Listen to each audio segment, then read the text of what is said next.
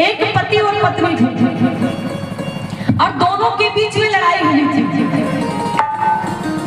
इतनी गहरी लड़ाई हुई थी कि उस लड़ाई के बीच में एक बारजी रखा गया।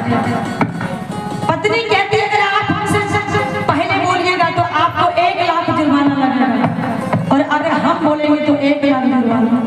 बोल ठीक है। अब इस 1 लाख के चक्कर में पति और पत्नी के बीच में 6 महीना तक बातचीत नहीं हो रहा है। अब बेचारा पतिदेव जी क्या करे, सोचे कि चलो जब प्रभु श्री राम जी वरमाला के समय में झुक सकते हैं तो मैं क्यों नहीं झुकूं। बेचारा पतिदेव जी क्या करते हैं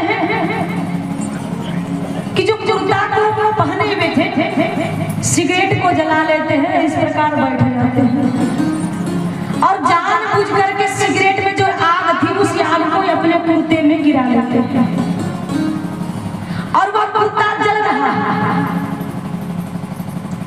अब पत्नी बेचारी देख रही है, दरवाजे के सामने खड़ी है, लेकिन पत्नी को याद पड़ रहा है बार-बार लाख रुपया मैं कहां से दूं। तो पत्नी बेचारी कहती है कुर्ता जला तो मैं क्या करूं, कुर्ता जला तो मैं क्या करूं, कुर्ता जला तो मैं क्या करूं। लेकिन पत्नी ये नहीं कह रही है कि पतिदेव जी आपका कुर्ता जला। बार-बार बेचारी कह रही है कुर्ता जला तो मैं क्या करूं, कुर्ता जला तो मैं क्या करूं, कुर्ता जला तो मैं क्या करूं। पतिदेव जी कहते हैं चलो कुर्ता जला तो जला, पति और पत्नी के बीच में विचार तो हो। कहावत है पति और पत्नी में लड़ाई हो, अगर शाम में लड़ाई हो और सुबह तक भूल जाएगी तो उसे लड़ाई नहीं कहते। सुबह की